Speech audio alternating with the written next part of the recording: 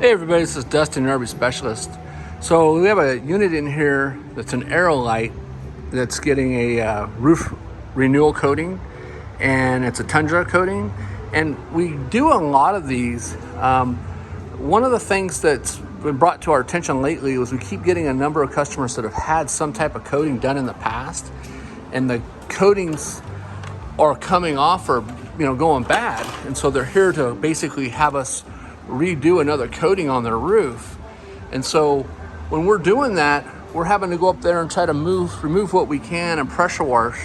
So as you can see, here's the new roof coating. I'm not sure if that's the first coat or the second coat, but Dave's got it all taped up and he's got it all applied to it. The only issue with these is when we contact the manufacturer and said, hey, we're recoating a roof that's already had a coating on it. Well, they won't guarantee that their coating will last like the lifetime warranty like it's supposed to normally have.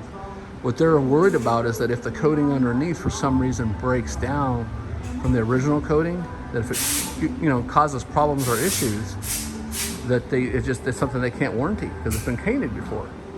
So if you're thinking about getting a roof coating and you've already had one applied and we're having to go through the extra steps and process of cleaning it, removing it, just keep that in mind that the material is a lifetime guaranteed material, that's supposed to maintain and last. But if you are coating over a roof that's already been previously coated, the guarantee is not the same. So, they guarantee that it's going to hold up and it's going to, last, but it makes it very challenging for us when we're having to clean it, take additional time, and prep, and then, try to make it not look so chunky and bumpy and deformed. So anyways, hopefully this helps, and regardless whether you do need a coating or not, or if it is the second time or not, it can be done. It's just, imagine painting a house twice and then painting it again and then not really prepping it very good. So if you don't prep it good, it's not going to stick. So anyways, thanks so much for watching, and we hope you enjoyed these videos.